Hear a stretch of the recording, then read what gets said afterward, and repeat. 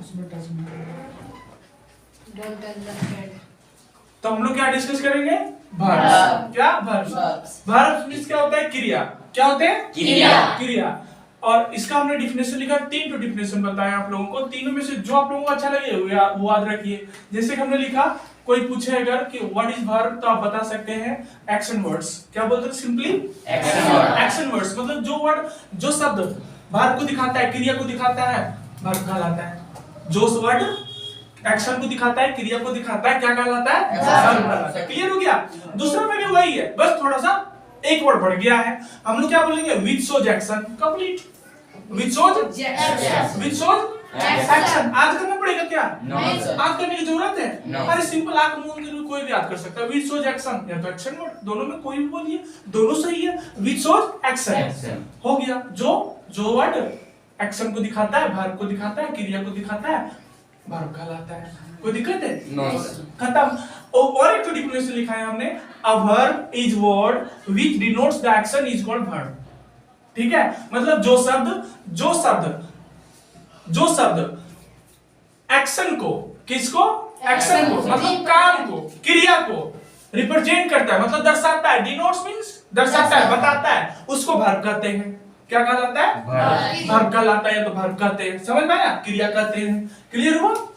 उस जैसे हमने एग्जांपल दिया, Rohan had purchased the cloth for his mother. ठीक है? Rohan had purchased the cloth for his mother. तो यहाँ पर जो रोहन कर रहा है काम, क्या काम कर रहा है? खरीदने का काम कर रहा है। क्या कर रहा है? खरीदने का काम कर रहा है। क्या खरीदने का काम कर रहा है? कपड़ा खरीदने का। खरीद रहा है कपड़ा, पर काम क्या कर रहा है? खरीदने का। तो जो यहाँ पर काम को दर्शाएगा वो कहलाता है वर्ब। जो जिस वर्ड से हमको पता चलेगा, यही हमने डिफिनेशन में यही ना पढ़ा कि जो वर्ड से हमको पता चलेगा कि ये वर्ड काम को दिखा रहा है, वही वर्ड वर्ब कहलाता है। तो ये कोई भी वर्ड देख लो, इससे कहीं भी काम का पता नहीं चल रहा है। जैसे कि परचेज आ गया, हमको पता चल गया कि कपड़ा को क्या कर रहा है? रोहन खरीद रहा है। किससे पता चला?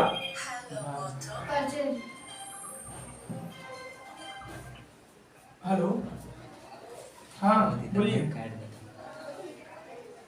हाँ विकास, हाँ बोलिए। हाँ बोलिए।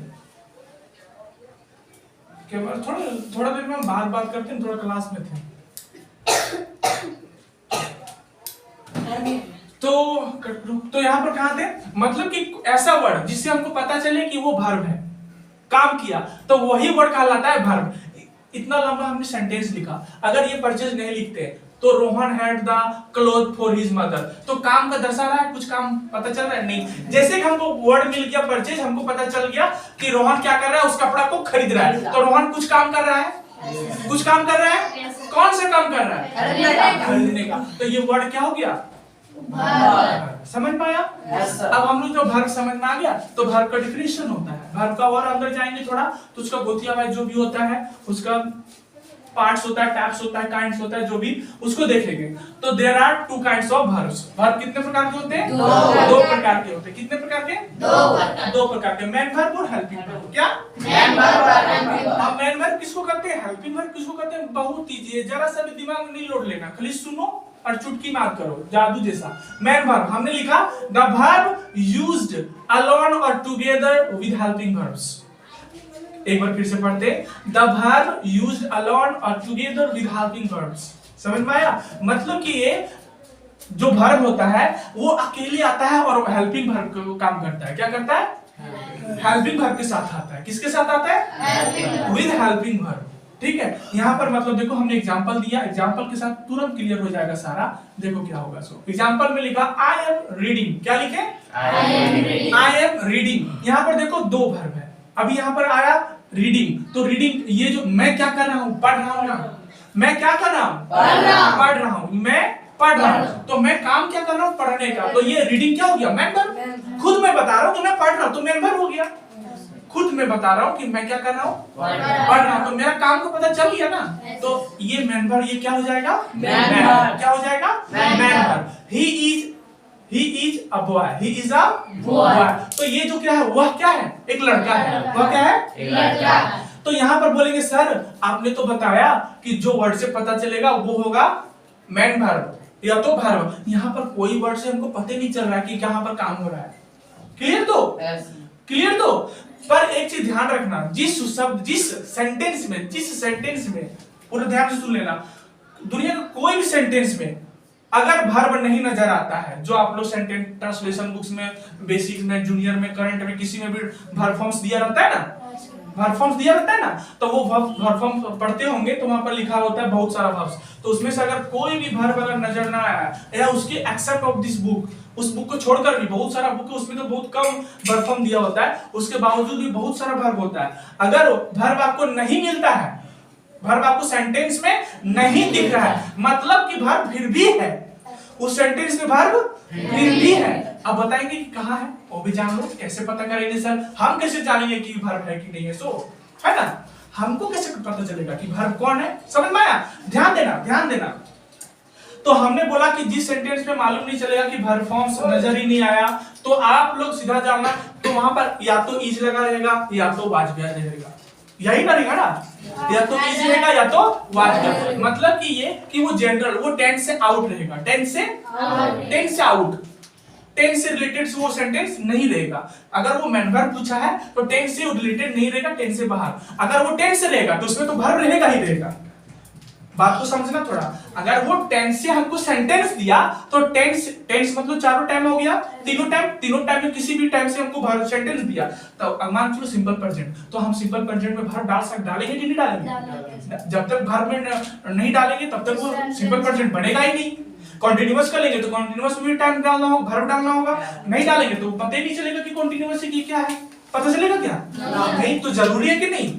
तो अगर हमारा टेंस से रहेगा तो हमको पता चल जाएगा कि ये क्योंकि हम लोग टेंस पढ़ चुके हैं, तो हमको टेंस से रहेगा तो हमको मालूम चल जाएगा। और नहीं रहेगा इसका मतलब ये टेंस से बाहर है, टेंस से बाहर है, और जहां टेंस से बाहर आ गया वहां पर वर्ब नहीं मिलेगा, वर्ब नहीं मिलेगा। पर वहां पर वर्ब होगा, वर्ब पहचानना है, तो वहां पर वर्ब हमने क्या बोला, या तो वाज वेयर रह सकता है, वाज रहेगा, या तो वेयर रहेगा, या तो इज रहेगा, या तो आर रहेगा, या तो एम रहेगा, है ना। हैज भी आ सकता है, हैड भी आ सकता है, पर वहां पर वर्ब नहीं रहेगा, उसके बाद वर्ब नहीं रहेगा। किसी भी सेंटेंस में अगर वर्ब मतलब वर्ब फॉर्म्स का बात करें, क्या नहीं रहेगा? वर्ब फॉर्म्स नहीं रहेगा। वर्ब फॉर्म्स आपको लगेगा कि उसमें है ही नहीं, तो ये टेंस से नहीं है। तो जहां पर पता चल गया कि टेंस से वो नहीं है, जैसे कि देखो यहाँ पर देखो इज लगा हुआ है। अगर हम लोग इज किस में यूज करते हैं? टेंस में, प्रेजेंट कंटीन्यूअस में, और हमेशा कंटीन्यूअस में वर्ब फॉर्म कौन सा लगता है? फोर लगता है। बताओ यहाँ पर वर्ब फोर है? तो मतलब ये टेंस से है? नहीं है। तो टेंस से नहीं है तो ये जनरल हो गया। कहाँ हो गया? जनरल। तो जनरल जब हो जाता है तो वर्ब नहीं है। तो अगर वर्ब नहीं दिखा तो उसके साथ जो हेल्पिंग वर्ब यूज होता है, हेल्पिंग वर्ब मतलब समझ रहा है, हेल्पिंग वर्ब नहीं करते उसको मेन वर्ब भी करते, मेन वर्ब भी करते, पर इज एम आर जो भी यूज हुआ होगा, is am are, was were, had, have, कुछ भी, तो वही हो जाता है मेन वर्ब। समझ में आया? वही हो जाता है मेन वर्ब। जैसे कि लिखे आई लव हर, हमने लिखा आई लव हर, तो बताओ ये टेंस से है क्या? है। Simple present, I love her, simple present. तो लव बता दिया कि मैं उससे प्रेम करती हूँ या तो करता हूँ, मैं हूं तो कुछ भी करता करती बोल सकते हैं ना, तो मेन वर्ब हो गया, सिंपली बता रहा। इसमें देखो वी विल डू इट, हम वह या करेगा, वह या करेगा, तो वो खुद बता रहा है कि वह या करेगा। बताओ ये टेंस से है या नहीं है? मैं कैसे जान गया? क्योंकि यहाँ पर विल भी है और वर्ब भी है, और वर्ब जो यूज हुआ है वो भी रूल के साथ यूज हुआ है, वर्ब वर्ड यूज हुआ है, तो ये सिंपल फ्यूचर हो गया, है ना। तो जब भी सिंपल फ्यूचर मतलब कोई भी टेंस से आएगा और वर्ब रहेगा तो वही वर्ब मेन वर्ब होगा, वही वर्ब मेन वर्ब। मतलब कि एक तरीका शॉर्टकट तरीका देते हैं, जानते हैं हमेशा लास्ट में शॉर्टकट तरीका देते हैं छाटने का, जितना भी समझाए 1 मिनट के लिए डिलीट कर दो, डिलीट हो गया। अब मेरा बात सुनना, ठीक है? ये बात लाइन को गोल्डन लाइन नहीं है, आराम से सुनना। मतलब मेन वर्ब के लिए बता रहे हैं, यदि सेंटेंस में यदि जो दिया गया sentence, if your given sentence belongs to tense, यदि आपका दिया गया सेंटेंस टेंस से रिलेटेड है तब उसमें वर्ब होगा, है ना। और अगर उसमें वर्ब होगा तो वो वर्ब मेन वर्ब कहलाएगा, और अगर वो सेंटेंस टेंस से नहीं है तो उसमें जो यूज हुआ होगा is am are, has have, had, was were, वही आपका मेन वर्ब हो जाएगा। समझ में आया? एक लाइन में क्लियर हुआ? अब आते हैं नीचे हेल्पिंग वर्ब में। कहाँ आते हैं? हेल्पिंग वर्ब में। एकदम क्लियर फंडा से। हेल्पिंग वर्ब क्या कहता है? A helping verb is one which helps the main verb. Simple क्या बताया कि हेल्पिंग वर्ब क्या करता है? मेन वर्ब का मदद करता है। क्या करता है? मतलब उसका अगुआ पिछुआ काम करता है। बोलेगा चाय लाओ लाएगा, पानी लाओ लाएगा, ठीक है, उसका मदद करता है। क्या करता है? खुद बोल रहा है कि मैं क्या हूँ? हेल्पिंग वर्ब हूँ। किसके लिए? मेन वर्ब के लिए। किसके लिए? मतलब मैं किसका मदद करता हूँ? मेन वर्ब का मदद करता हूँ। तो हमेशा वो मेन वर्ब के पीछे ही ना आएगा। मदद कर रहा है तो मदद करने वाला कभी आगे जाएगा क्या? नहीं, हमेशा वो पीछे रहेगा। रहेगा कि नहीं? रहेगा कि नहीं? अरे जोर से बोलो ना।